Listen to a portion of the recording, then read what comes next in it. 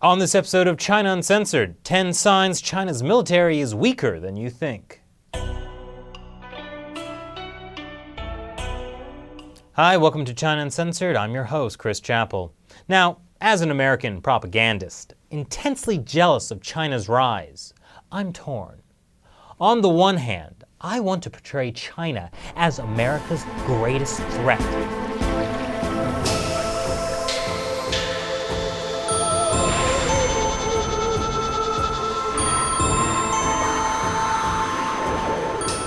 On the other hand, USA #1!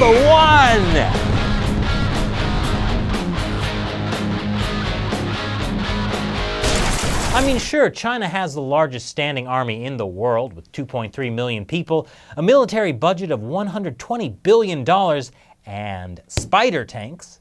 Actually, let me clarify. China doesn't have the largest standing army in the world. The Chinese Communist Party does.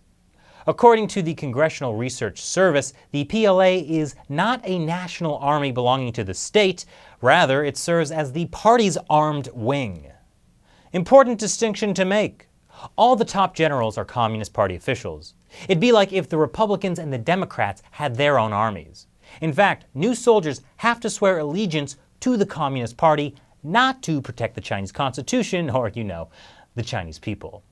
But it turns out that China's People's Liberation Army might not be as powerful as you think. And here are 10 reasons why. Number 10. Hey, you know what's super duper important for a military? Joint command. That's when the different branches of the military, the Air Force, Navy, Army, can work together and know what the other one is doing. Now this is something every major world military has, except China. Oh, what's that? Oh, I'm sorry. This just in. A state-run China Daily article reported that according to the Defense Ministry, a joint command system is on the way. Well, okay, that's good. You got to give credit where credit's due. What's that? Oh, now state-run People's Daily and the Defense Ministry are denying it? Well, it seems like it's not just the military that can't communicate. Number 9. The People's Liberation Army is really cheap. According to the Pentagon, the average U.S. soldier is so loaded up with the latest high-tech gear that it costs $17,500 to equip him, or her. A Chinese soldier, on the other hand, is only given $1,500 worth of gear, and the gun makes up almost half of that. The helmet comes in a distant second. Number 8.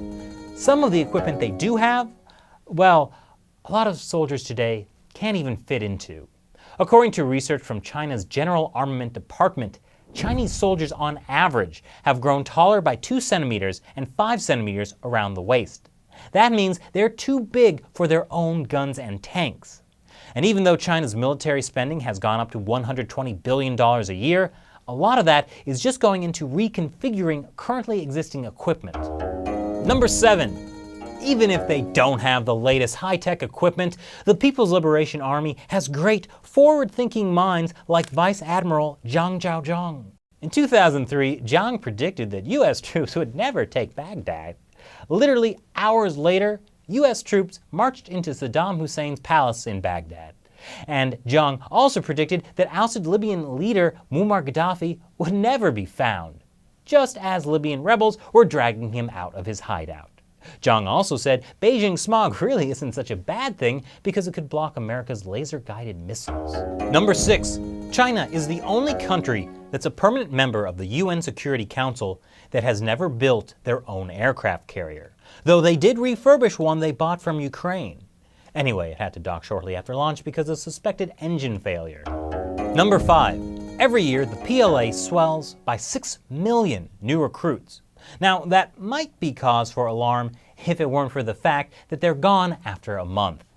College freshmen are required to undergo military training before classes begin, but a lot of that time is spent learning how to goose step and being led through forced renditions of patriotic songs. Now, that might not be quite as effective in wartime as, say, a drone. Number 4.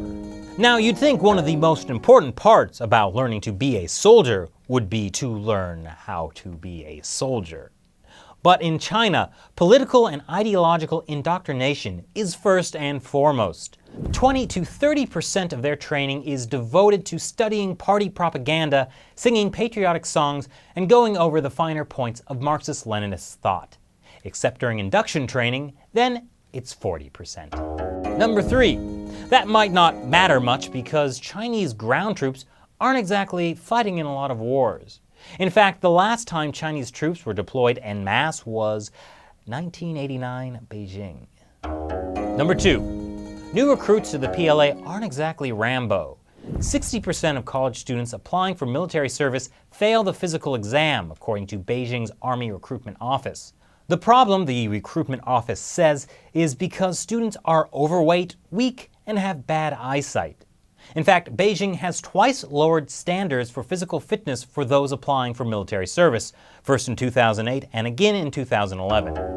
And number 1. Since all the top brass in the PLA are basically communist officials, China's military is riddled with corruption. According to Business Insider, military graft is so pervasive it could undermine China's ability to wage war.